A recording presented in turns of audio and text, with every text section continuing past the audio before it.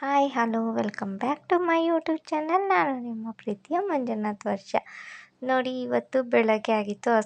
ಹಸ ತಂದಿದ್ದು ಬೆಳಗ್ಗೆ. ಇವತ್ತು ಹಸ ತಂದಿದ್ದು ಮುಂದಿನ ದಿವಸ. ಇದು ಬೆಳಗಿನ ಜಾವ 6 ಗಂಟೆಗೆ ಎದ್ದು ಹಸನೆಲ್ಲ ಈಚೆ ಕಟ್ಟಿ, ಆಮೇಲೆ ಅಲ್ಲೆಲ್ಲ ಕಸಗುಲ್ಲ ಗುಡಿಸಿ ಹಾಲು ಕರಿಯೋ ಟೈಮ್ ಆಗಿತ್ತು. ನಾವು ಕರ ಬಿಟ್ಬಿಟ್ಟು ಆಮೇಲೆ ಹಾಲು ಕರಿತೀವಿ. ಅದನ್ನು ಹಾಲು ಕರಿಯೋಣ ಅಂತ ನಮ್ಮ ಅತ್ತೆ ಹಾಲು ಕರೀತಿದ್ರು.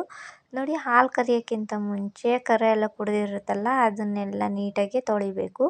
ಮತ್ತು ಅದೆಲ್ಲ ಮನಿಕೊಂಡಿರುತ್ತಲ್ಲ ರಾತ್ರಿ ಹೊತ್ತು, ಅಲ್ಲೆಲ್ಲ ಸಗಣಿ ಎಲ್ಲ ಇಕ್ಕೊಂಡು ಅದೆಲ್ಲ ಗಲೀಜಾಗಿರುತ್ತೆ. ಅದಕ್ಕೆ ನೀಟಾಗಿ ತೊಳೆದ್ಬಿಟ್ಟು ಈ ರೀತಿ ನೀಟಾಗಿ ತೊಳ್ಕೊಂಡು ಆಮೇಲೆ ಹಾಲು ಕರಿಬೇಕು. ಹಾಲು ಕರಿಯೋದಕ್ಕೆ ಮಾತ್ರ ತುಂಬ ಶಕ್ತಿ ಬೇಕು, ಯಾಕೆಂದರೆ ಅದು ತುಂಬ ಗಟ್ಟಿ ಇರುತ್ತೆ. ನೋಡೋದಕ್ಕೆ ದಪ್ಪನೇ ಇತ್ತು, ಆದರೆ ಕರಿಯೋದಕ್ಕೆ ಮಾತ್ರ ತುಂಬ ಗಟ್ಟಿ ಇತ್ತು.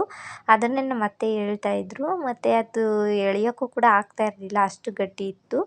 ನೋಡಿ, ಈ ಥರ ಹಾಲು ಕರೀತಿದ್ರು. ಮತ್ತು ಇದು ಸುಮ್ಮನೆ ನಿಂತಿತ್ತು. ಆಮೇಲೆ ಈ ಥರ ಯಾಕೆ ಹಗ್ಗ ಹಾಕೊಂಡು ಕರಿತಾ ಇದ್ದೀವಿ ಅಂದರೆ, ಸುಮ್ಮನೆ ನಿಂತಿತ್ತು. ಒಂದು ಸತಿ ಹಿಂಗೆ ಕಾಲು ಎತ್ತುತ್ತಾ ಇತ್ತು ಮೇಲ್ಗಡೆಗೆ, ಎಲ್ಲಿ ಒದ್ಬಿಡುತ್ತೋ ಅಂದ್ಬಿಟ್ಟು ಆ ಕಡೆಯಿಂದ ಮಕೋಡದಿಂದ ಹಿಂದ್ಗಡೆ ಹಿಂದೆ ಈ ಥರ ಒದಿದಿಲ್ದಂಗೆ ಕಾಲನ್ನ ಹಗ್ಗ ಹಾಕಿ ಒಬ್ರು ಹಿಡ್ಕೊಬೇಕು. ಆಮೇಲೆ ಹಾಲನ್ನ ಕರಿತಾಯಿದ್ರು.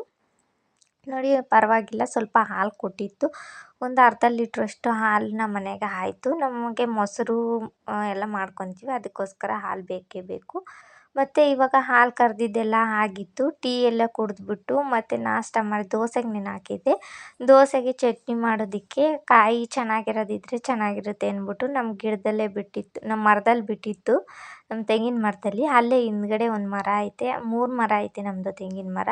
ಅದರಲ್ಲಿ ಬಿಟ್ಟಿತ್ತು. ಅದನ್ನು ಯಾರೂ ಇರಲಿಲ್ಲ, ಅದಕ್ಕೋಸ್ಕರ ನಾನೇ ಸುಲ್ಕೊಳ್ಳೋಣ ಅಂದ್ಬಿಟ್ಟು ಸುಳಿತಾ ಇದ್ದೆ.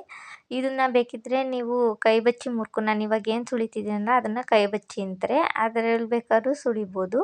ಅಥವಾ ನಿಮಗೆ ಅದರಲ್ಲಿ ಬರಲ್ಲ ಅಂದರೆ ಮಚ್ಚಲ್ಲಿ ಬೇಕಿದ್ದರೂ ಸುಳ್ಕೊಬೋದು. ಮುಂಚೆ ಎಲ್ಲ ನಾನು ಮಚ್ಚಲ್ಲೇ ಸುಳ್ಕೊತಾ ಇದ್ದೆ. ಆಮೇಲೆ ಈ ಥರ ಅಲ್ಲ ಅಂತ ನಮ್ಮ ಮನೆಯವರು ಹೇಳ್ಕೊಟ್ರು, ಈ ಥರ ಸುಳಿಬೋದು ಈಸಿಯಾಗಿ ಅಂತ. ಅದಕ್ಕೆ ಇದೇ ಈಸಿ ಅನ್ನಿಸ್ತು, ಅದರಲ್ಲೇ ಸುಳಿಯೋಣ ಅಂತ ಇದರಲ್ಲೇ ಸುಳಿಯೋದನ್ನ ನಾನು ರೂಢಿಯಾಗಿದ್ದೀನಿ. ನೋಡಿ, ಈ ಥರ ತೆಂಗಿನಕಾಯಿ ಇಷ್ಟು ದಪ್ಪ ಇತ್ತು. ಮತ್ತು ಸಿಟಿ ಕಡೆ ಎಲ್ಲ ತುಂಬ ಕಾಸ್ಟ್ಲಿ ಇವೆಲ್ಲ. ನಾನು ಕೇಳಿದ್ದೀನಿ ತೆಂಗಿನಕಾಯಿ ರೇಟ್ ಜಾಸ್ತಿ ಆಗಿದೆ ಅಂತ. ಅದಕ್ಕೋಸ್ಕರ ನಮ್ಮ ಮನೇಲಿ ಬೈತಾ ಇರ್ತಾರೆ. ನಾನಂತೂ ತೆಂಗಿನಕಾಯಿ ಯಾವಾಗಲೂ ಇಲ್ಲ ಅಂದರೆ ಸಾಕು, ಯಾವಾಗಲೂ ಸುಲ್ಕೊಂಡು ಹಾಕ್ತಾ ಇರ್ತೀನಿ. ಒಂಚೂರು ಒಣಗಿದ್ರೂ ಕೂಡ ನಾನು ಹಾಕಲ್ಲ, ಅದನ್ನು ತಗೊಂಡೋಗಿ ಒಲೆ ಒಳಗಡೆ ಹಾಕ್ಬಿಡ್ತೀನಿ. ಅದಕ್ಕೆ ಬೈತಾ ಇರ್ತಾರೆ ಯಾವಾಗ್ಲೂನು, ತೆಂಗಿನಕಾಯಿ ರೇಟ್ ಜಾಸ್ತಿ ಆಗಿದೆ, ಸ್ವಲ್ಪ ಕಡಿಮೆ ಉಪಯೋಗಿಸು ಅಂತ. ಮತ್ತು ತೆಂಗಿನಕಾಯಿದು ನೀರು ಅಂದರೆ, ಎಳನೀರು ಅಂದರೆ ನನ್ನ ಮಗನಿಗೆ ತುಂಬ ಇಷ್ಟ.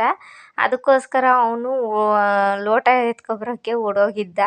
ನಾನು ಚಚ್ಚೋ ಅಷ್ಟೊತ್ತಿಗೆ ಆಯಿತು ತಗೊಂಬೋಗಪ್ಪ ಅಂತ ಹೇಳಿದ್ದೆ. ಆಮೇಲೆ ತಗೊಬಂದ, ಅದರಲ್ಲೇ ಚಚ್ತಾ ಇದ್ದೀನಿ ಇವಾಗ. ಕಲ್ಲಲ್ಲಿ ಚಚ್ಚಿದ್ರೂ ಚೆನ್ನಾಗೇ ಬರುತ್ತೆ, ಈ ಥರ ಚಚ್ಚಿದ್ರೂ ಕೂಡ ಚೆನ್ನಾಗೇ ಬರುತ್ತೆ.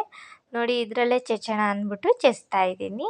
ನೋಡಿ ಎಷ್ಟು ಚೆನ್ನಾಗಿ ಹೊಡೆದಿದ್ದೀನಿ, ಎಷ್ಟು ಚೆನ್ನಾಗಿ ಸುಲಿದಿದ್ದೀನಿ ಕೂಡ. ಪರವಾಗಿಲ್ಲ, ನಾನು ಕೂಡ ಸುಲಿತೀನಿ ಅವ್ರಿಗಿಂತ ಚೆನ್ನಾಗೇನೆ ಅಂತ ಅಂದ್ಕೊಂಡು. ಅಷ್ಟರಲ್ಲಿ ಅಡುಗೆ ಎಲ್ಲ ನಾಷ್ಟ ಎಲ್ಲ ಮಾಡ್ತಿದ್ವಿ. ಅಷ್ಟರಲ್ಲಿ ಇವರು ಶೆಟ್ರು ಅಂತ ಕೂಗ್ತಾರೆ ನಮ್ಮ ಮನೇಲಿ.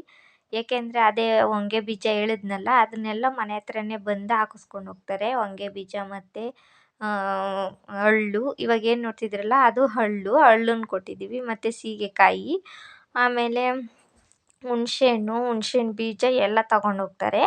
ನಾವು ಹಳ್ಳು ಮತ್ತು ಹೊಂಗೆಕಾಯಿ ಬೀಜ ಇತ್ತು, ಅವೆರಡನ್ನೂ ಕೂಡ ತಗೊಂಡು ಕೊಟ್ವಿ.